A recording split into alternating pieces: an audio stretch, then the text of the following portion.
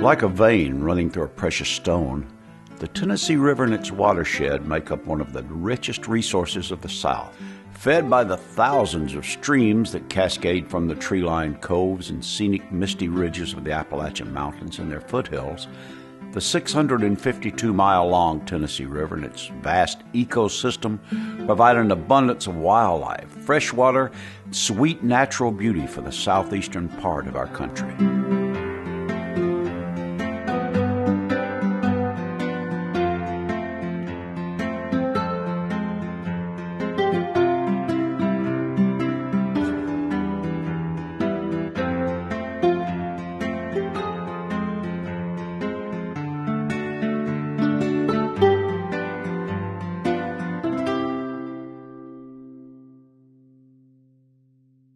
All right, so I'm Sean Miller, and I'm doing the Stand-Up Paddleboard Challenge here 2013 all the way from Chattanooga, Tennessee, all the way to Mississippi.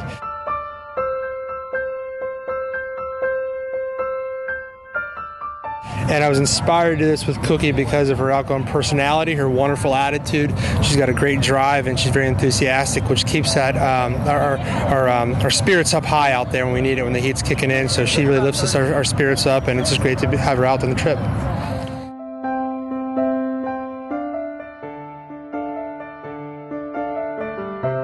So the sights are completely unreal. I mean, it's stuff that's going to stick in my heart and my head forever. From the mountains of Chattanooga were unreal. The greenery, there's so much forest and so much wildlife, from beavers to foxes to doe to giant fish to bald eagles. We saw all kinds of wildlife and all amazing people we met along the way. But you just couldn't get over how breathtaking everything was. But it kind of really brought things in perspective about life, because it's really how life is. Really, you only get to see things one time. You only get to enjoy the moment one time, and then it's gone. It kind of passes us by, and I really wish I could relive some of those days back there. But at the same time, we got to move forward and keep seeing what else this Tennessee River has to offer. But it was just it was gorgeous every moment, and I had no problem slowing down the paddle and just looking around and taking it all in.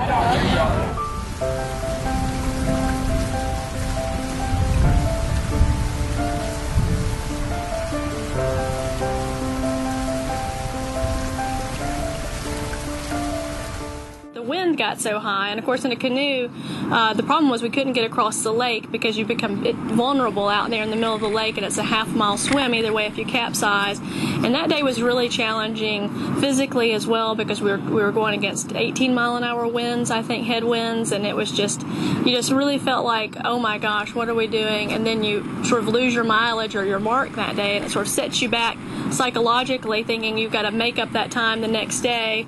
But we did it. We survived. We all lived and have a fun story to tell about it. So it was a lot of fun that day. Even we laughed at the end of the day when we got back to the house. I'm David Whiteside. I'm the founder and executive director of Tennessee RiverKeeper. Tennessee RiverKeeper's mission is to protect the Tennessee River and its tributaries from pollution. We accomplish our mission by enforcing environmental laws and educating the public about the pollution threats that face their river. Everyone needs clean water, whether you're rich or poor, black or white, Democrat or Republican. This is a nonpartisan issue. Most of our bodies are made of water, and we intend to protect the water supply because it belongs to all of us as a people. I've been along this paddle trip for most of the trip. I've had to run the shuttle sometimes, but I've tried to paddle as much as I can. I'd much rather be on the water than driving the shuttle, but I'm available to help this team any way they can. This is an amazing team of our board of directors, some of our board members, and volunteers who have decided to come out and paddle the river with us. There's obviously been a lot of natural beauty and biodiversity that we've seen on the river and the shoreline along the way, and that's been very inspiring to help us protect the river.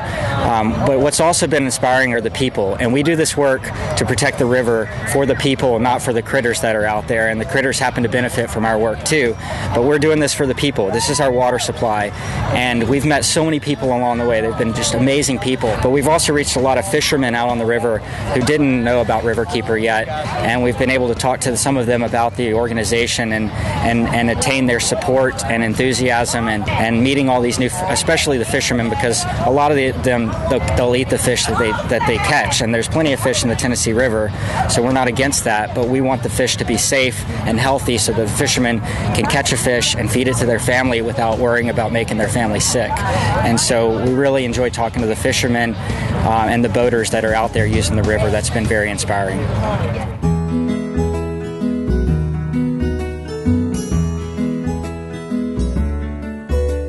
Pouring down rain. The rain started coming down. I looked at the girls and asked if they wanted to do something else, if they want to get off and pull over, but they didn't want to keep going. So here we are in complete downpour, like raining cats and dogs for an hour and a half. Looking over, I think I see a snake, and it is a beaver, and it's a couple beavers going up, going down. They're just going to work when it's pouring down rain. And what's really fascinating, I've never seen a beaver up close, but yeah, they were going to work and doing their thing, what they do over there when it came down pouring rain.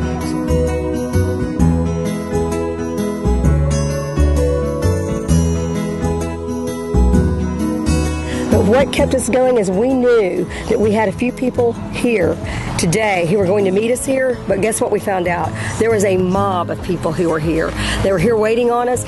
When we get texts from friends, I had a friend who texted me, "What are you craving?" I said, "Sweet tea." Guess what? My friend Elizabeth showed up here with sweet tea. We had our friends Jenny and Carolyn, our fellow board members, organize this. My kids, everyone came out. Friends, parents, all came out and had signs for us. It was just that's what kept us going. And also the Facebook posts, when we do it and document where we are, and people go, "Man, I'm watching you." I've had friends and relatives from all over the country, people I grew up with when I was little, are so excited. They're donating money to our Tennessee River.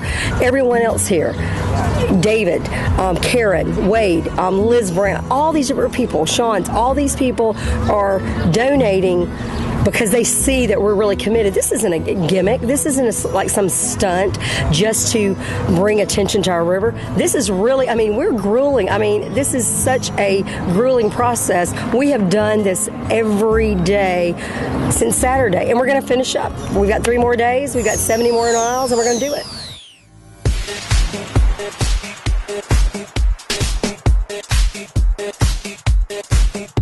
I'm doing this for the Tennessee RiverKeeper, and because they're a neighborhood watchdog on the Tennessee River, and I've learned so much from them, and just picking their brains a little bit, and them helping me out, and as I'm helping them out. So it's kind of going back and forth, helping each other out.